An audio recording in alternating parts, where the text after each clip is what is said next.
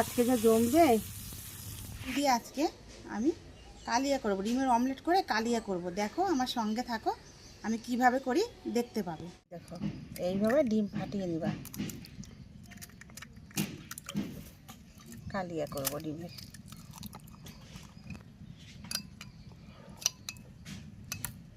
নুন দিয়ে দেব,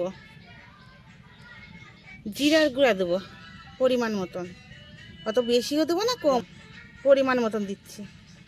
পেঁয়াজ কুচি দেবো অল্প। এখন কড়াইটা দেখতে পাচ্ছ গরম হয়ে গেছে, হবে না, যতটা লাগবে অতটাই দিতে হবে। ডিম দিয়ে দেবো এখন।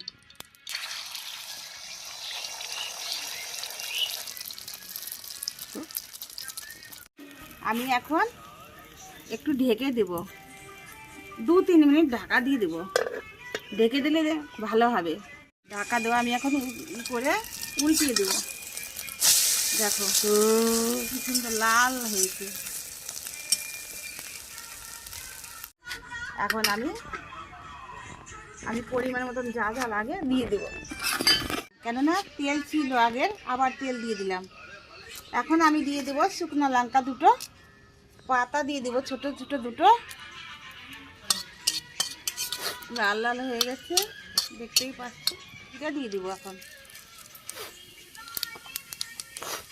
কাঁচা লঙ্কা দিয়ে দেবো, পেঁয়াজ কুচি। এখন দিয়ে দেবো নুন।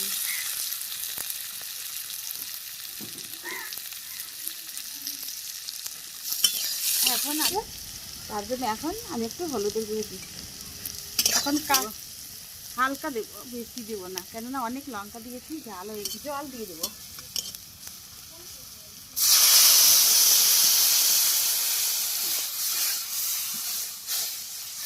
এর কাছে সবসময় সব কিছু থাকে না, তো এখন চাকু কাছে নাই, ওই জন্য আমি খুন্তি দিয়ে কেটে নিচ্ছি, শর্টে হয়ে যাচ্ছে। তোমরা চাইলে খুন্তি দিয়েও কাটতে পারো। ডিমের কালিয়া করেছি, ডিম কালো কাটা। এখন আমি দিয়ে দেবো।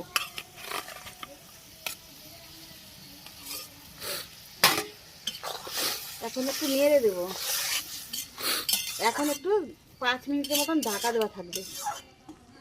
ডিমের অমলেট করে কষা করেছি, ওই জন্য একটু ছিটিয়ে ছিটিয়ে সব জায়গা দিয়ে দেবো, যেন সব জায়গা পড়ে। তারপর